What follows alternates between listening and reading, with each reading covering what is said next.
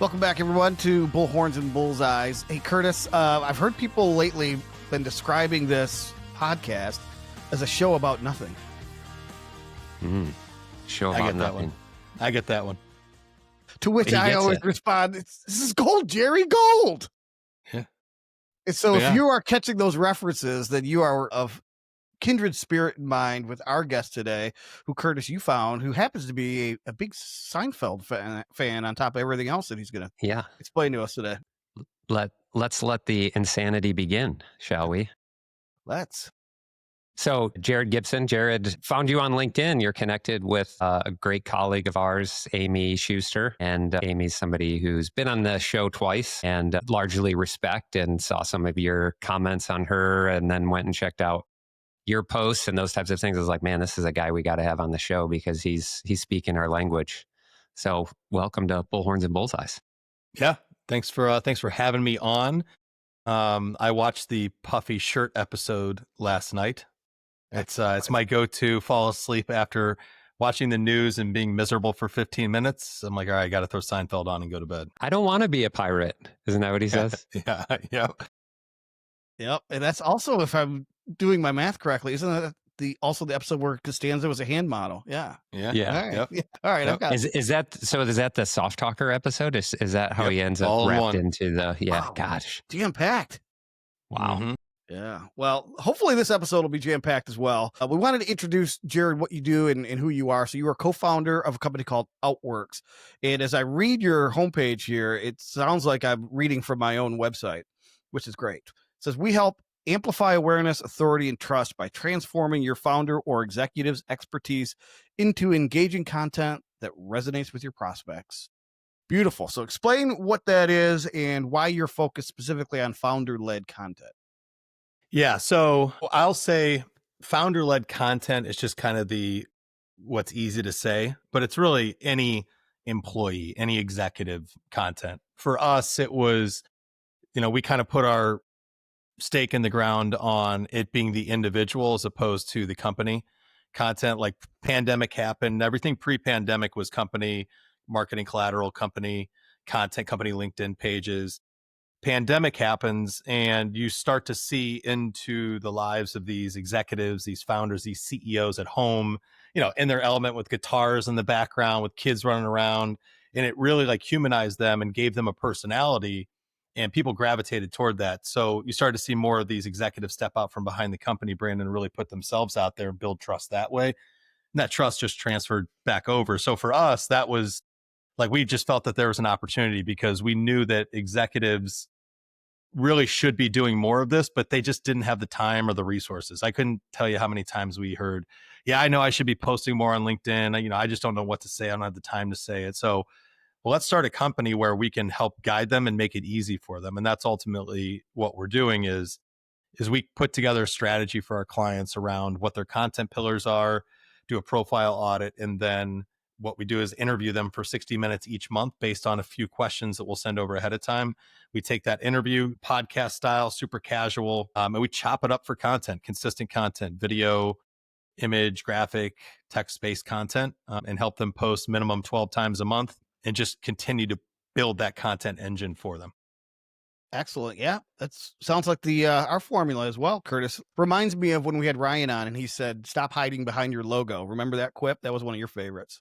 Yep. Yeah. I mean, you got to get out in front of your target audience, let people get to know you, show that you're hopefully likable. They can start to trust you, all of those things that are going to help, kind of warm up to your target audience. We've been calling them thought leadership, even on the organic side. But I think since LinkedIn came out with these thought leadership ads post-pandemic, and I know that I don't understand the algorithm, Jared, you might understand it a little bit better than me, but it seemed like a lot of the organic content got throttled with the thought leadership ads. Those correlated about the same time, but we did lean into that idea of if LinkedIn is asking us to promote content from individuals and not brands, maybe they're seeing something that we need to pay attention to, which is your potential customers want to see more content from real people, not from the brand. And so we had Ryan on recently. He's a videographer, has a video studio, and he was really big on that. It's like, Stop hiding behind your logo. Stop posting content from your brand and actually get the real people that work there out behind your content. Yeah, 100% agree with that. My company went through a similar shift, actually, Jared, during that same time period, kind of post COVID, and recognized that I was serving a B2B audience almost my entire career. And it feels like I'm always like trying to drag clients to the latest, not even the latest, but like the current method of marketing, whether it's you need a website. This was back in the 90s, where you need to be on social media.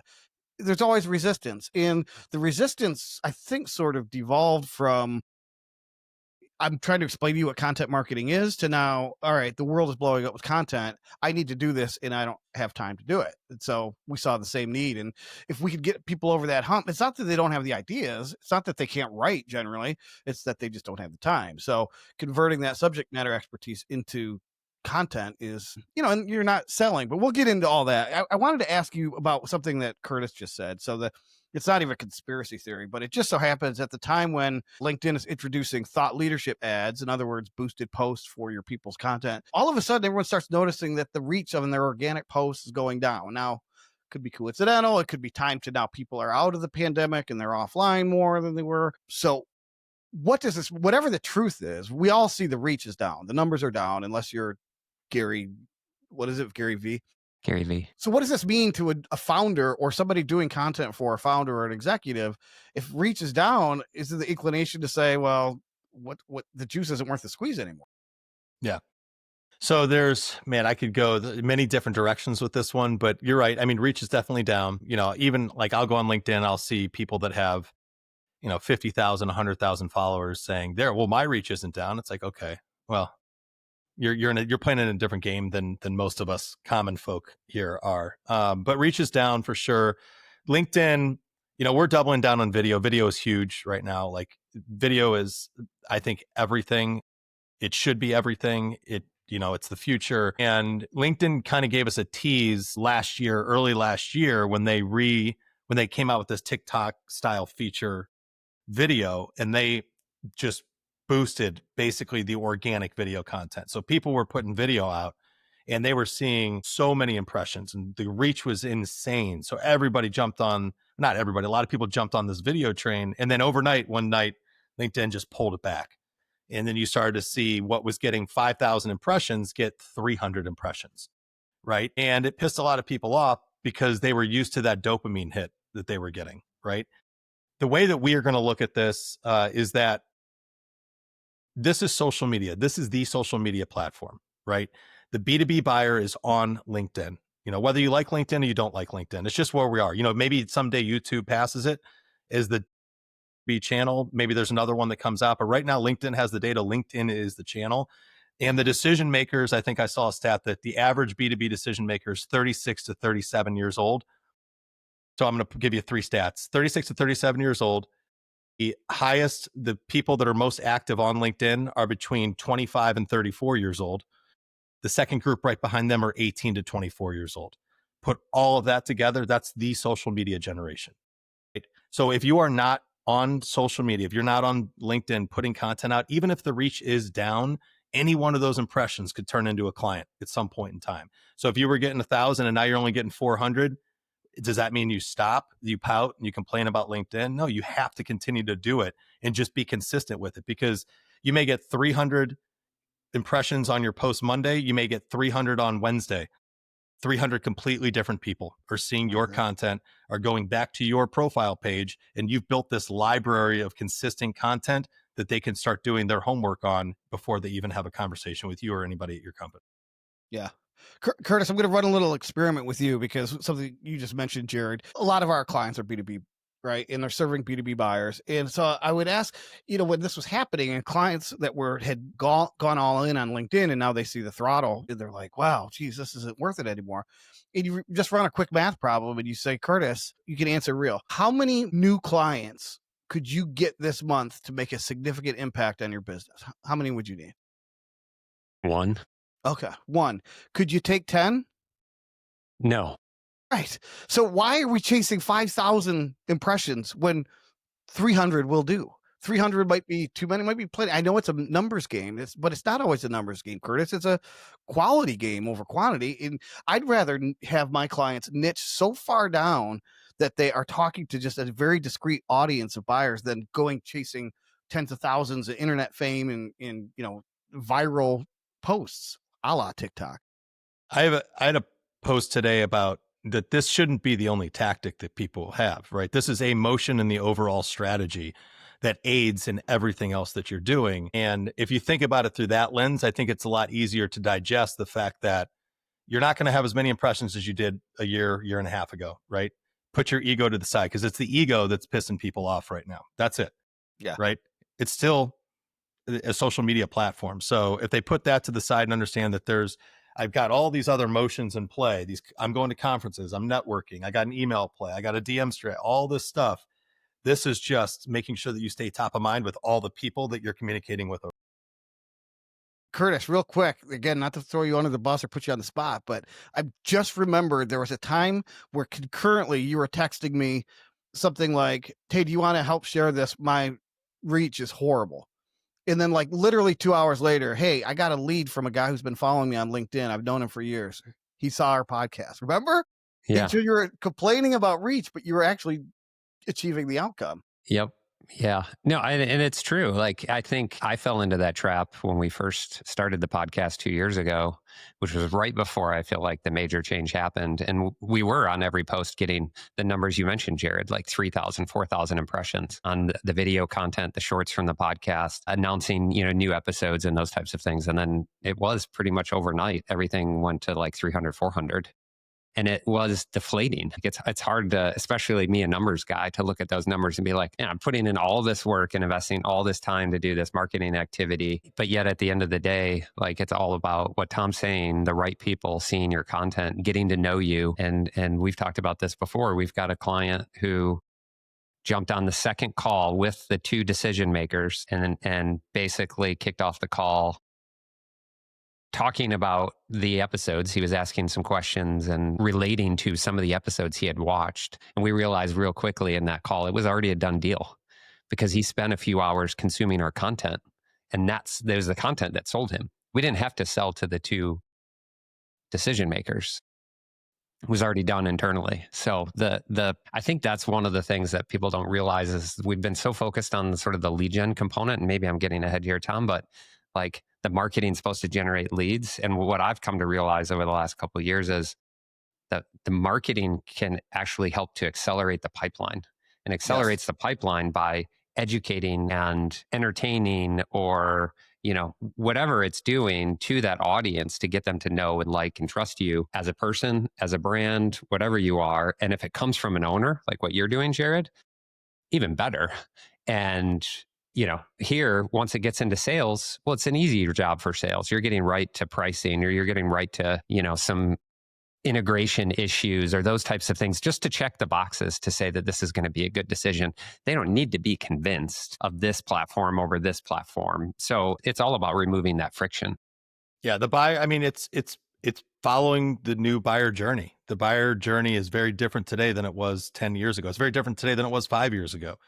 Right. So as long as we continue to adapt to that buyer journey, and knowing that buyers don't want to have conversations with people anymore, they want to do their research.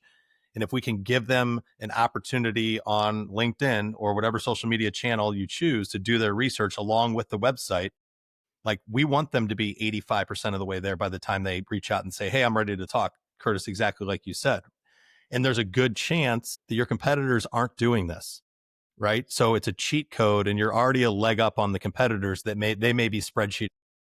And by the time, I always like to say this, by the time the prospective purchaser is in market, as you said, they've already done all their research, right? And they've whittled down the short list.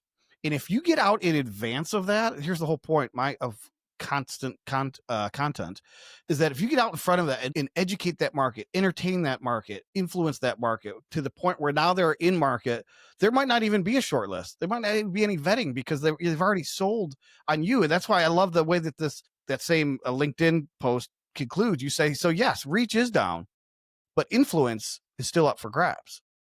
Right. So you say there's three things that you could do as a result. Either you could throw gas on your organic content with some ad dollars. You could take your ball and go home, quit, or you could stay the course and use that cheat code that 99% of people miss: consistent executive lead content. And obviously you're advocating for number 3. Yeah, for sure. I mean, I don't want to talk to number 2. Right. I'll talk to number 1 because we do thought leader ads too, but you got to have an organic strategy if you're going to do the thought leader component to it.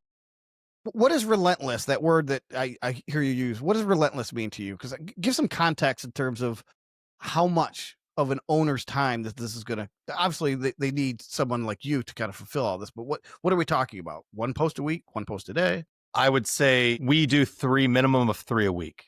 Like I've heard people say you should be posting every single day. I mean, I don't think you need to post every single day. I post usually 4 or 5 times a week from my own account, but I also am a co-founder of a small company. We have myself, my 2 co-founders, 2 full-time, and then 6. So, we have a little over 10 employees. I'm not a CEO of a $50 million, $100 million company that has time to do this, right? This is like, when I say relentless, like part of that is like this is a lifestyle, like noticing content in every step that you take and jotting that down and making sure that you can remember that, right? Because if you don't write it down, you're going to forget what that post was about. So CEOs don't have time to do that. So unless you have a system in place internally as an organization, like for us, one of our offerings is we help build the content creation system internally for organizations with a coach. So they need to have a coach internally that can run this process and make it easy on the executive, make it easy on the CEO. Don't depend on the CEO to give you more than an hour a month to do this, because if you do, it's not going to work. Yeah. So that's, I guess, when I say relentless, it's kind of all of that together. Yeah. But this is another thing, Curtis, going back, tell your former self who got discouraged at one point, because you do a great job of taking one piece of content, say a 35-minute podcast episode, and obviously that's an audio podcast, but then it also becomes a long form video on YouTube. You chop it up into shorts, right? So there's a number of shorts. Those get very well consumed. We use those shorts to post on LinkedIn. So you and I both post a single episode multiple times on LinkedIn. We have a newsletter that goes out. I have a newsletter that goes out. I have a website that goes out. You have a website that goes out. I bet if you went back in time and said, Curtis, sit down. Let's add all of these numbers up together and then decide if we're having an effect. And then we'd say, okay, yeah, that's not bad. Then I would say, okay, now go back and look at that small number that you were fretting about that listened to the entire episode. That's your prospect base. They were willing to spend 35 minutes of their time to sit down and listen to an entire episode, completely distraction free, and hear everything you think on a topic. I mean, what is that worth, right? So there's quality and quantity all wrapped up to this relentless approach. And I know you're an advocate now, Curtis, so I didn't mean to. No, the other thing I've come to realize too is that not everybody's in market to buy from you right now. And so this relentless posting and then having this content live in perpetuity, whether it's on LinkedIn or whether it's on YouTube or wherever, that once somebody does come into market, they have a place to go and they can find all that content. Or they've been what we've called these lurkers, right, Tom, where they're consuming the content, they're not commenting.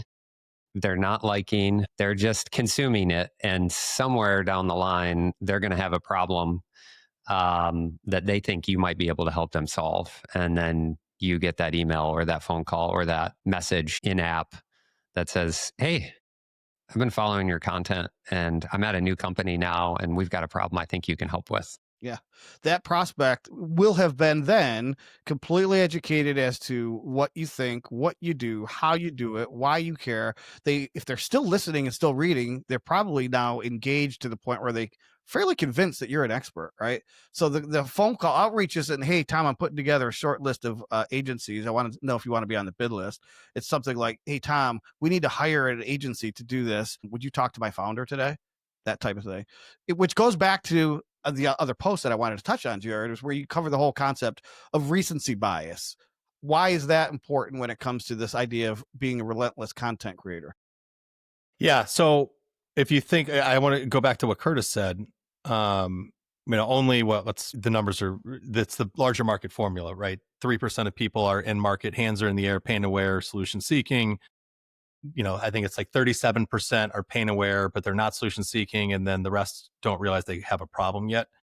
most of the cold outreach that we see, that we get it spammed with every single day, is just focusing on trying to get that 3% of people. But there's not a lot out there right now that, other than this, that is focusing on that group that may be pain aware, but their hands aren't in the air yet. So how do you stay in front of those people? And you have to do it through consistent content. I used to work at Crane's Chicago Business, and I was in ad sales there some time back. And, I remember I would have people that would come to me and say, advertisers, and say, we want to do a full page ad in Crane's and spend $20,000 on it. And I would ask them, well, what's the purpose of that? They're like, well, to bring in new business. And I say, okay, well, how about you take that $20,000 and you spread it out with a bunch of quarter page ads over 6, editions, whatever, right?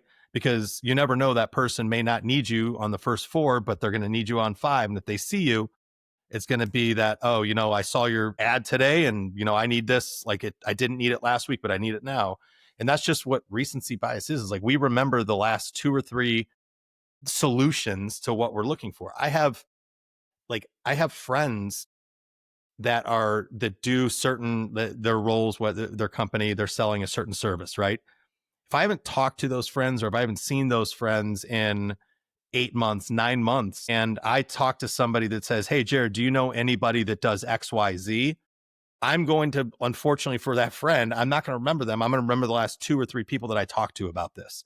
Mm-hmm. And I may pick 1 or 2 of those and say, I know a few people that you should talk to. Unfortunately for that friend that I haven't seen or heard from in the last however many months, they're SOL because, they're not staying in front of me. So this is like, it's, I forget the phrase. It's, if you're visible when they don't need you, you'll be visible when they do need you. Yeah. Right? Is what it comes down to. Yeah.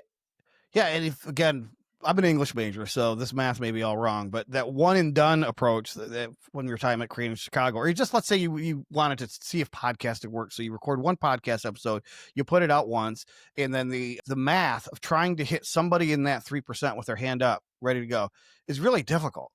But if you continue to do that, and now we've been doing this podcast for 2 years, right? Every week there's a new episode. That 3%, the recency bias people, that is just kind of compounds with interest. So now you've built up all this time, and now just the singular ad that was 2 years ago is done.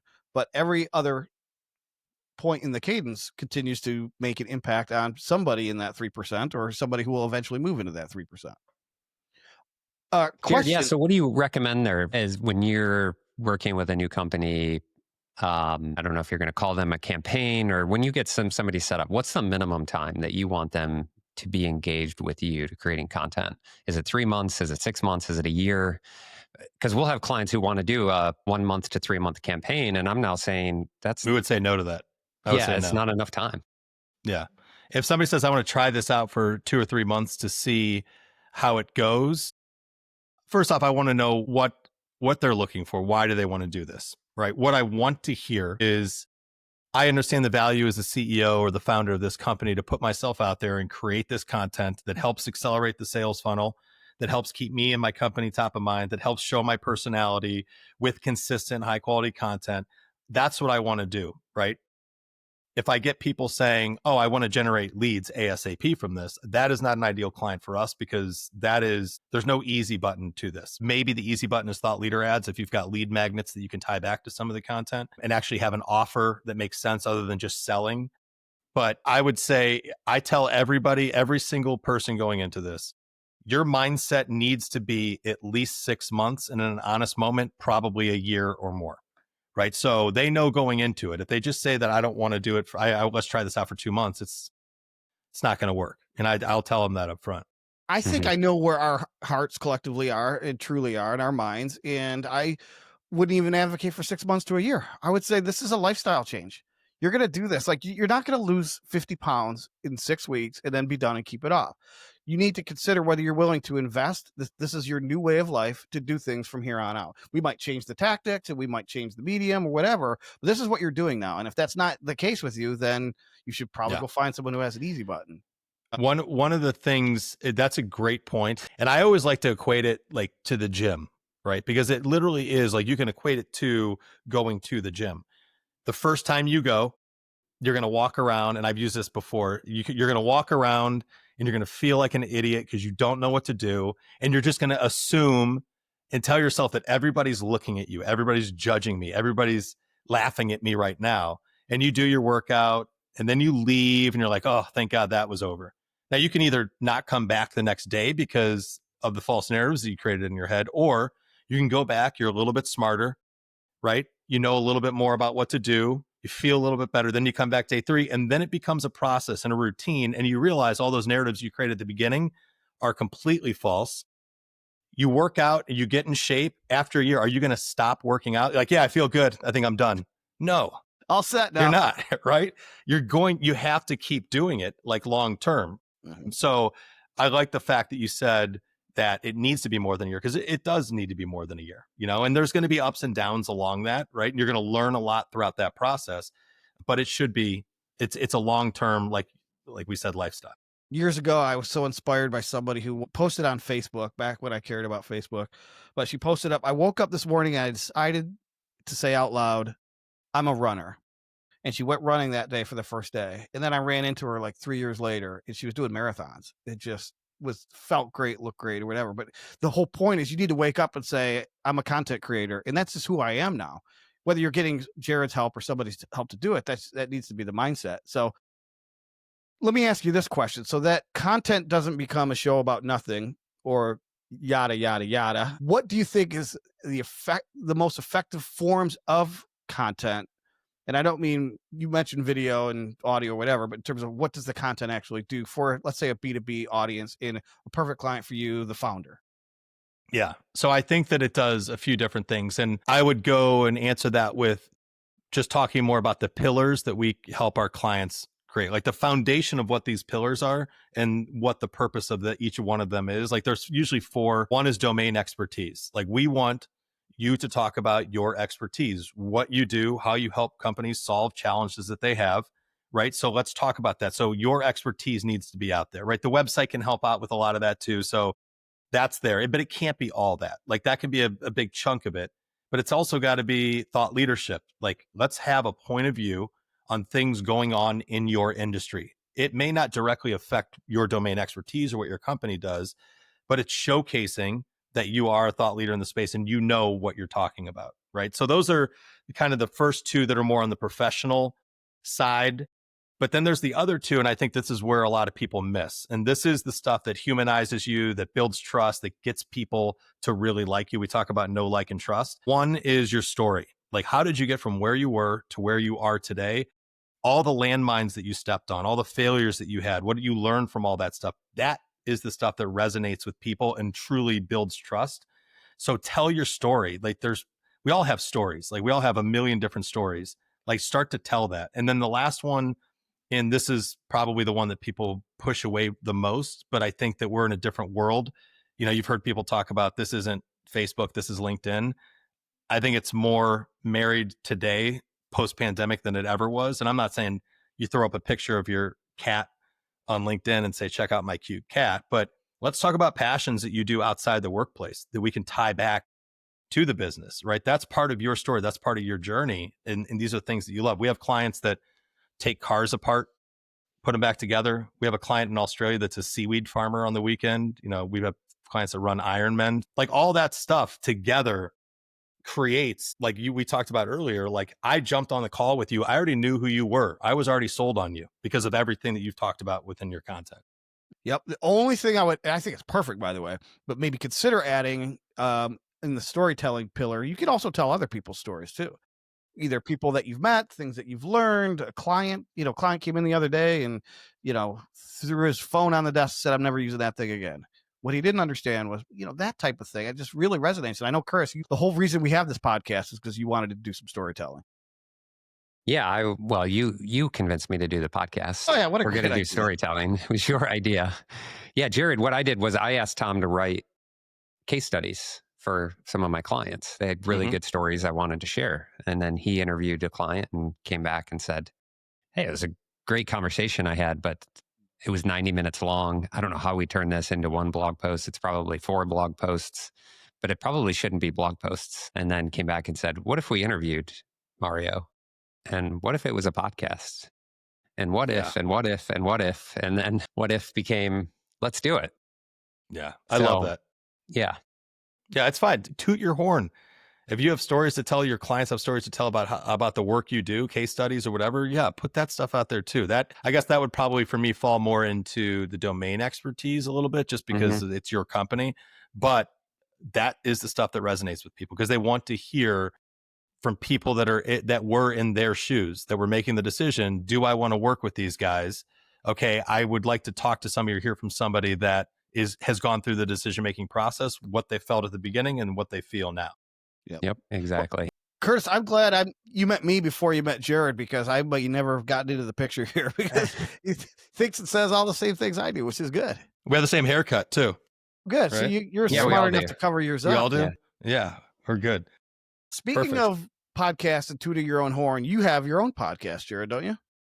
Yeah, so I have a podcast with two buddies of mine. It's probably never going to bring us any clients. If anything, it would probably deter people from wanting to work with me, but it's called Business is Bullshit. It is a podcast with myself, James Hornick, who's the CRO of a company called Hirewell, and then John Sarakis, who founded a company called Oyova. They're a marketing agency as well. And it started from us three just kind of going out, having drinks, and just bitching about everything that was going on in the business world. And we realized, like, why don't we record this and just have these conversations? So basically what it is we pick a topic each episode, 17 in, so very early, 17 episodes in, we pick a topic and we honestly just dump on it.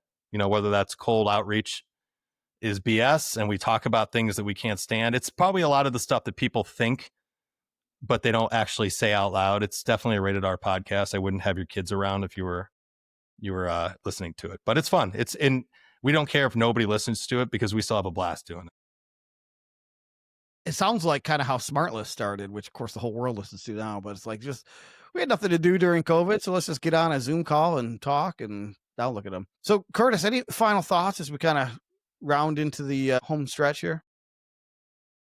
Well, I was going to mention, I tried kind of one of the more personal LinkedIn posts that Jared, you were talking about, and recorded a video of myself in the garden a couple of weeks ago, just kind of walking around the garden. I tried to tie it back to marketing a little bit, but one of the things I noticed with it was I actually got some likes from people who aren't in my network.